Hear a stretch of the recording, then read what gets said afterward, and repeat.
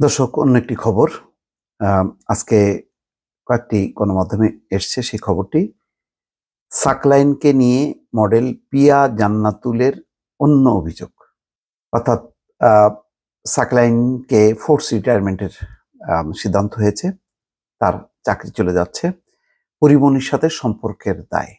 এই সময় হঠাৎ করেই পিয়া জান্নাতুল, খুবই আলোচিত মডেল, আইনজীবী, শোবিজ তারকা, তিনি একটি ভিন্ন ব্যক্তিগত প্রসঙ্গ তুলেছেন অভিযোগ আকারে তার সামাজিক যোগাযোগ মাধ্যমে।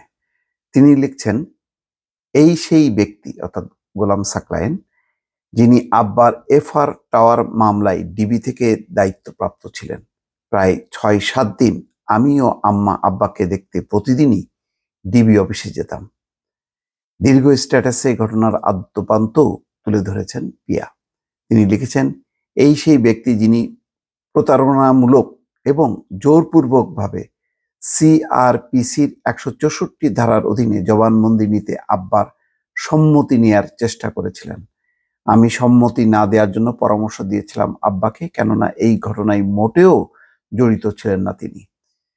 কিন্তু আমি ডিবি অফিসে যাওয়ার আগেই তিনি আব্বার কাছ থেকে লিখিত বক্তব্য নিয়ে আদালতে পরদিন জমা দিয়ে দেন। এ ব্যাপারে হস্তক্ষেপ করায় আমার উপর ক্ষিপ্ত হয়েছিলেন ওই সাকলাইন এবং আব্বাকে বলেন আমি যাতে চুপ থাকি। তার জানা ছিল না যে চুপ থাকার জন্য জন্মগ্রহণ করিনি আমি। আইনজীবী পিয়া জান্নাতুল বলেন, তিনি অর্থাৎ গোলাম সাকলাইন যেদিন এফআর টাওয়ারে অগ্নিকাণ্ডের জন্য জমির মালিক হিসাবে আব্বাকে গ্রেপ্তার করেছিলেন, তখন আব্বা এতটাই অসুস্থ ছিলেন যে তাকে হাসপাতালে যেতে হয়েছিল।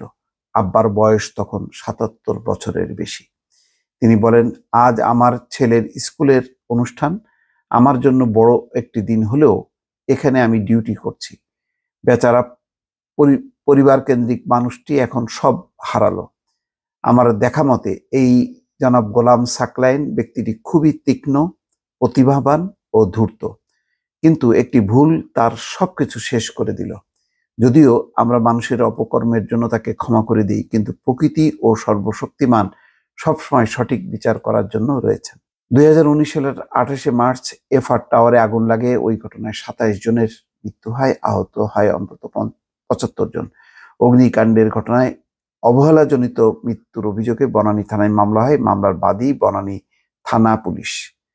অর্থাৎ ওই ঘটনা টেনে এনে এখন পিয়া জান্নাতুল বলছেন যে তার বাবা এই ঘটনার সঙ্গে জড়িত না, সে শুধুই মাত্র একটা জমির মালিক বা বিল্ডিং এর মালিক।